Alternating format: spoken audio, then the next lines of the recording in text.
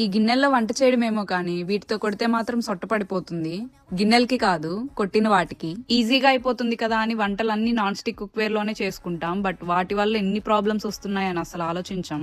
Cast iron, ceramic, stainless steel ఇలాంటివి వాడుకోవచ్చు. నేను కూడా నాన్ స్టిక్ వాడేదాన్ని ఇప్పటి వరకు. ఎప్పటి నుంచో వేరేవి తీసుకుందాం అనుకుంటున్నాను, బట్ ఇప్పటికి తీసుకున్నాను. నేను ఈ cast iron cookware set Amazon లో తీసుకున్నాను. లిటరల్లీ ఈ సెట్ మొత్తం 10 kgs ఉంది. ఎంత వెయిట్ ఉందో అసలు. నాకైతే 10 kgs కంటే ఇంకా ఎక్కువే ఉంటుంది అనిపించింది. నేను తీసుకున్న set 4 piece enamel cast iron set. Price చాలా పడింది, బట్ క్వాలిటీ అయితే చాలా అంటే చాలా బాగుంది. వెయిట్ అయితే ఇంకా చెప్పక్కర్లేదు. పొరపాటును కుక్ చేసుకుంటూనో క్లీన్ చేసుకుంటూనో కాల్ మీద వేసుకున్నామంటే అంతే. ఇంకా జాగ్రత్తగా యూస్ చేసుకుంటే లైఫ్ టైం చాలా వస్తుంది. నాకు ఈ సెట్ అంతా టోటల్ ప్రైస్ $140 పడింది. ఇయర్లీ వన్స్ హెల్త్ పాడు చేసే నాన్ స్టిక్ వి తీసుకోవడం కంటే 4-5 years వచ్చే క్యాస్ట్ ఐరన్ తీసుకోవడం బెటర్ కదా. మీ ఫ్రెండ్స్ అండ్ ఫ్యామిలీలో కూడా ఎవరైనా నాన్ స్టిక్ వాడే వాళ్ళు ఉంటే వాళ్ళకి వీడియో షేర్ చేసి నాన్ స్టిక్ వాడొద్దు అని చెప్పండి. ఆ స్క్రాచెస్ పడిన నాన్ స్టిక్ లో కుక్ చేసుకోవడం వల్ల ఫ్యూచర్ లో ఎన్ని హెల్త్ ప్రాబ్లమ్స్ వస్తాయో వీలైనంత మందికి షేర్ చేసి వాళ్ళకు కూడా తెలిసేలా చేయండి. ఇక రేపటి నుంచి యుద్ధం మొదలు పెడదాం.